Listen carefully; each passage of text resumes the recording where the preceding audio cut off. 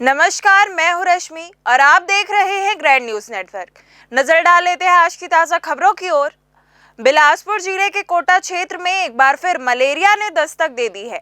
औरापानी और नवाडी गांव में 4 बच्चों में मलेरिया की पुष्टि हुई है, जिन्हें बेहतर इलाज के लिए सिम्स अस्पताल रेफर किया गया है। स्वास्थ्य विभाग ने प्रभावित गांवों में स्वास्थ्य शिविर लगाकर जांच अभियान तेज कर दिया है, जबकि कलेक्टर ने भी मौके पर पहुंचकर हालात का जायजा लिया और अधिकारियों को आवश्यक निर्देश दिए हैं। बारिश के मौसम के साथ ही कोटा क्षेत्र में मलेरिया का खतरा फिर बढ़ने लगा है। ताजा मामला औरापानी और नवाडी गांव का है, जहां 4 बच्चों में मलेरिया की पुष्टि हुई है। औरापानी गांव के जंगल क्षेत्र में रहने वाले रामलाल यादव के परिवार के 6 सदस्यों में से 3 बच्चों की अचानक तबीयत बिगड़ गई। लगातार बुखार और कमजोरी के लक्षण दिखने पर स्वास्थ्य विभाग की टीम ने उनकी जांच कराई, जिसमें तीनों बच्चे उम्र 10 से 14 वर्ष मलेरिया संक्रमित पाए गए। वहीं नवाडी गांव में भी एक बच्चे की रिपोर्ट पॉजिटिव आने के बाद स्वास्थ्य विभाग पूरी तरह अलर्ट हो गया है। चारों बच्चों को तत्काल सिम्स अस्पताल बिलासपुर रेफर किया गया, जहां उनका इलाज जारी है। स्थिति की गंभीरता को देखते हुए कलेक्टर ने प्रभावित क्षेत्र का दौरा कर बच्चों के स्वास्थ्य की जानकारी ली और अधिकारियों को सघन सर्वे, समय पर जांच, दवा वितरण और उपचार सुनिश्चित करने के निर्देश दिए हैं। कोटा क्षेत्र में औरापानी में मझगांव सब सेंटर है, तो औरापानी में 3 पेशेंट आए हैं जो कि घने जंगल में रह रहे थे, तो उनका पॉजिटिव आया है, जिनको सिम्स में रेफर किया गया है, एडमिट कराया गया है। एंड आज एक मझगांव में एक पॉजिटिव आया है, जिसका भी ट्रीटमेंट शुरू कर दिया गया है। और पूरा घर घर मझगांव में और औरापानी में घर घर सर्वे करके जो भी पेशेंट हैं उनको जांच कर रहे हैं, मलेरिया की आरडी किट से जांच कर रहे हैं और स्लाइड भी बनाई जा रही हैं। बरसात आ गया, मलेरिया से साथ साथ जो हमारी टीम जो घर घर सर्वे कर रही है, वो सारे ही प्रोग्राम को देख रही है। यदि कोई उल्टी दस्त भी मिल रहा है, डायरिया के केस मिल रहे हैं या किसी प्रकार के मलेरिया, बुखार के, सर्दी खांसी के जो भी पेशेंट दिख रहे हैं, वो सब हमारी मितानिन सर्वे कर रही हैं और हमारे आरएचओ सर्वे कर रहे हैं और उनको घर ही में ही ट्रीटमेंट दे रहे हैं। गौरतलब है कि कोटा विकास खंड के 72 गांव पहले से ही मलेरिया प्रभावित घोषित है और हर वर्ष मानसून के दौरान यहां इस बीमारी के मामले सामने आते हैं। इस स्थिति से निपटने के लिए प्रशासन ने मच्छरों के प्रजनन स्थलों को नष्ट करने, साफ सफाई पर विशेष ध्यान देने और जागरूकता अभियान चलाने के निर्देश दिए हैं। स्वास्थ्य विभाग ने स्थानीय लोगों से अपील की कि बुखार आने पर स्वयं मेडिकल स्टोर से दवा लेने के बजाय तुरंत नजदीकी स्वास्थ्य केंद्र में अपना जांच कराएं। साथ ही सोते समय हमेशा मच्छरदानी का उपयोग करें, घर के आसपास पानी जमा ना होने दें और किसी भी शुरुआती लक्षण को बिल्कुल नजरअंदाज ना करें, ताकि समय रहते इस गंभीर बीमारी पर पूरी तरह काबू पाया जा सके। कैमरामैन अमर ध्रुव के साथ पिंटू दुबे की रिपोर्ट। बिलासपुर के सरकंडा थाना क्षेत्र अंतर्गत आने वाले चिंगरासपारा दारू भट्टी के पास उस वक्त अफरा तफरी मच गई जब कुछ लोगों ने मिलकर वहां मारपीट की घटना को अंजाम दिया। सार्वजनिक स्थान पर इस तरह की बदमाशी और मारपीट से आसपास के इलाकों में दहशत का माहौल बन गया, जिससे आम जनता की शांति व्यवस्था भी प्रभावित हुई। इस घटना की जानकारी मिलते ही पुलिस ने तुरंत एक्शन लेते हुए मामले को गंभीरता से लिया और आरोपियों की धरपकड़ के लिए एक टीम तैयार की।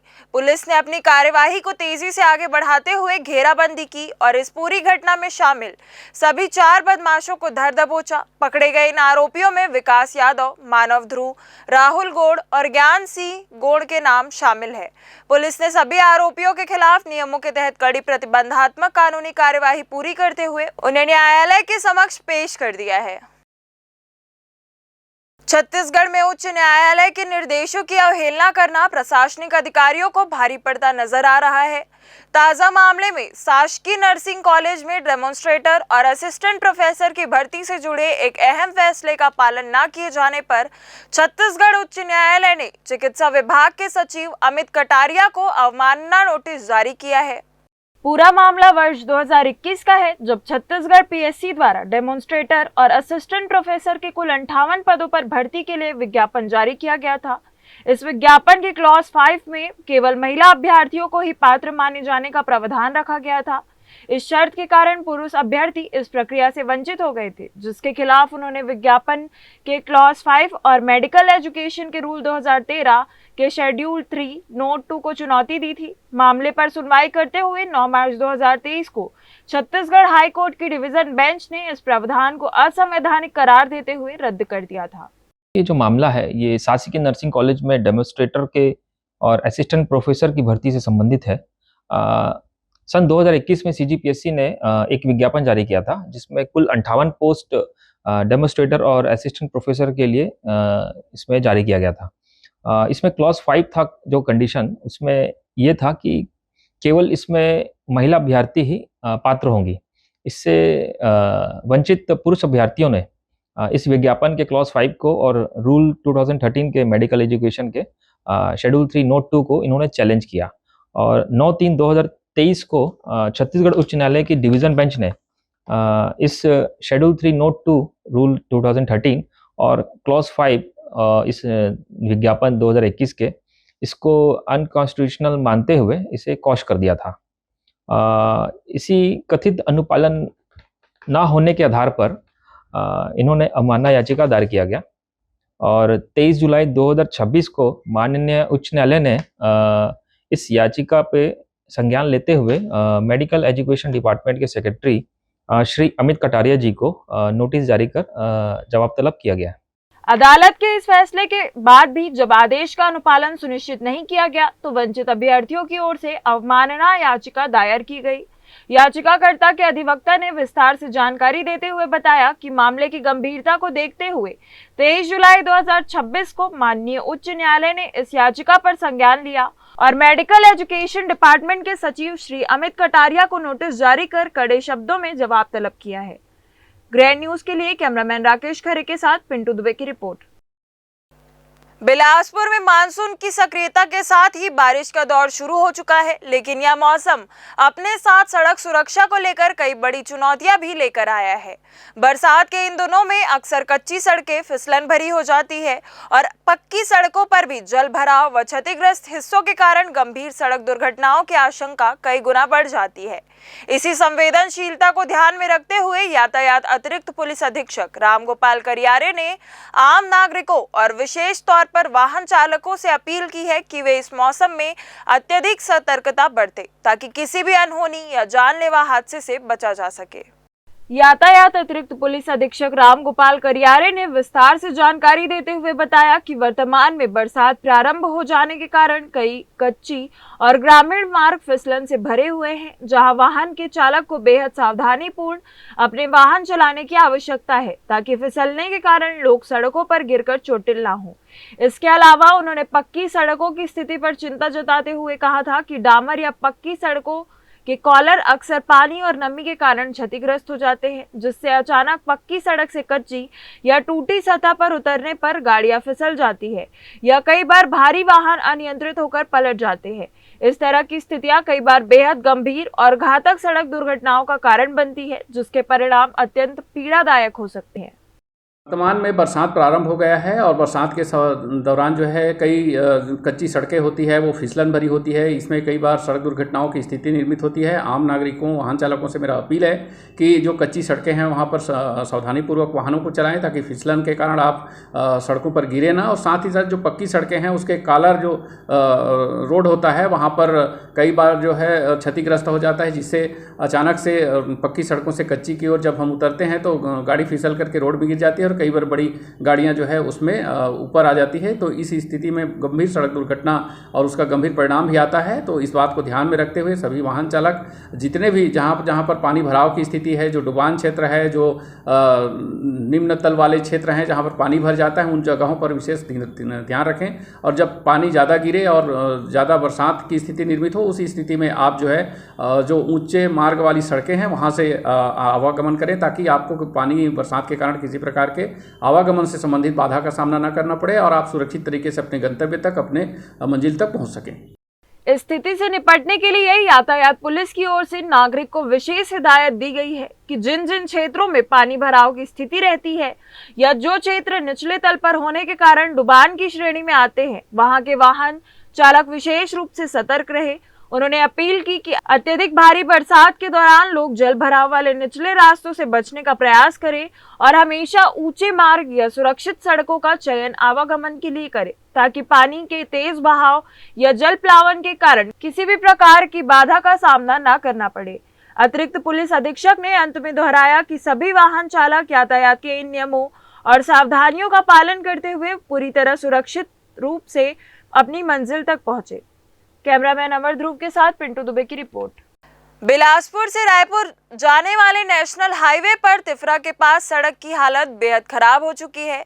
इस रास्ते में हर दिन हजारों आम लोग और साथ ही साथ बड़े मंत्री व अधिकारी भी गुजरते हैं, लेकिन फिर भी इस जर्जर सड़क की तरफ किसी का ध्यान नहीं जा रहा है।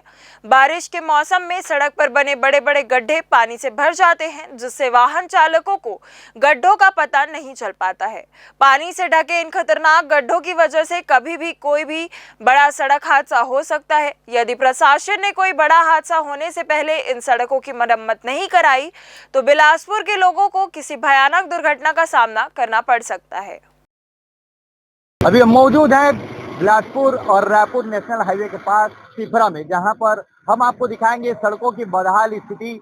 ऐसी खराब सड़कें जो शायद किसी की भी जान ले सकती है, और खासकर अभी बारिश का दिन है और जिस तरह से यहाँ पे रोड की जो हालत है, सड़कें जर्जर हो चुकी है, कहीं ना कहीं किसी हादसे को न्योता देने वाली बात समझ में आ रही है। ये हम आपको दिखा रहे हैं तिफरा जो क्षेत्र है वहाँ की सड़कों को, जो यहाँ से बिलासपुर और रायपुर के लिए मुख्य मार्ग है जो जोड़ती है इस शहर को रायपुर राजधानी से।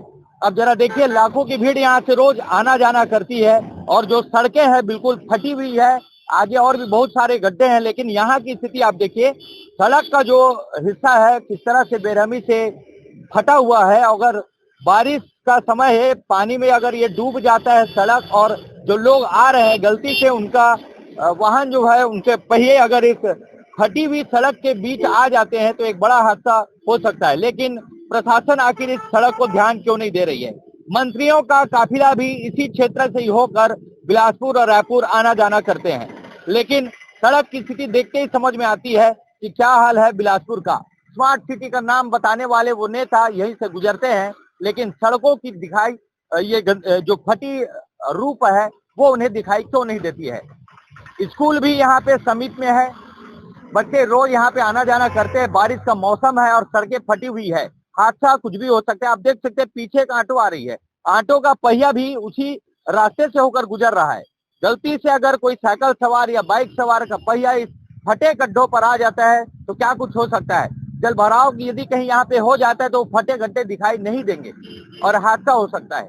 लेकिन प्रशासन यहाँ पर इस सड़क फटी हुई टूटी हुई सड़क को देख क्यों नहीं पा रही है। गड्ढे भी दिखाते हैं, गड्ढे भी खूब सारे यहाँ पे आप देख सकते हैं, बीच सड़क पर गड्ढे बने हुए हैं। हजारों लोग आना जाना करते हैं और कुछ लोग अभी यहाँ पे गुजर भी रहे हैं। देख सकते हैं क्या स्थिति है इन सड़कों की। और एक तरफ स्मार्ट सिटी कहा जाता है, सिटी स्मार्ट कब होगी? जब सड़कें सुधरेंगी। केवल वाहवाही लेकर बोलने से कुछ नहीं हो सकता।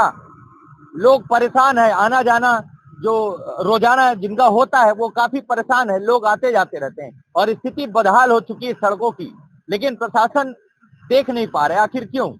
कैमरामैन राकेश खरे के साथ पिंटू दुबे, ग्रैंड न्यूज। बिलासपुर के सिविल लाइन थाना क्षेत्र से अपराधियों के खिलाफ पुलिस की सख्ती का एक बड़ा मामला सामने आया है।